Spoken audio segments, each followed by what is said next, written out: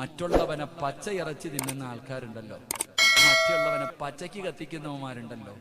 എടോ, ഞാൻ നിങ്ങളെ ആരെയെങ്കിലും കുറിച്ച് എന്തെങ്കിലും പറഞ്ഞിട്ടുണ്ടെങ്കിൽ ഞാൻ നിങ്ങളുടെ കാല് പിടിച്ച് പൊരുത്തം ചോദിക്കാതെ ഒരു കാലത്തും അല്ല എനിക്ക് പുറത്തു തരൂല്ല.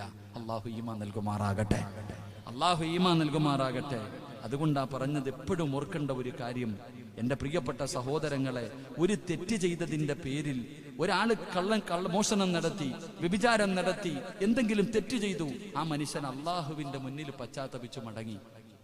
എല്ലാവരും അറിഞ്ഞെന്ന് സങ്കല്പിക്കുക. ഒരു തെറ്റ് ചെയ്ത് ഒരാൾ മോഷണം നടത്തി, എല്ലാവരും അറിഞ്ഞു.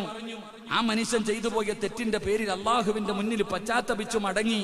അത് കഴിഞ്ഞ് കുറെ കാലം കഴിഞ്ഞപ്പോ നീ പറയാ, ഓല്ല പണ്ട് മോട്ടിച്ച കള്ളനാടാ, ഓട്ട കള്ളം പോന്നറാ, കള്ളനാടാ എന്ന് കളിയാക്കിയ നീ മരിക്കുന്നതിന് മുമ്പ് നിന്നെയും അള്ളാഹു കള്ളനാക്കി നാണം കെടുത്തിയിട്ട് നീ ദുനിയാവിൽ നിന്നും മരിക്കത്തുള്ളെന്ന് നബിയിന റസൂലുള്ളാഹി.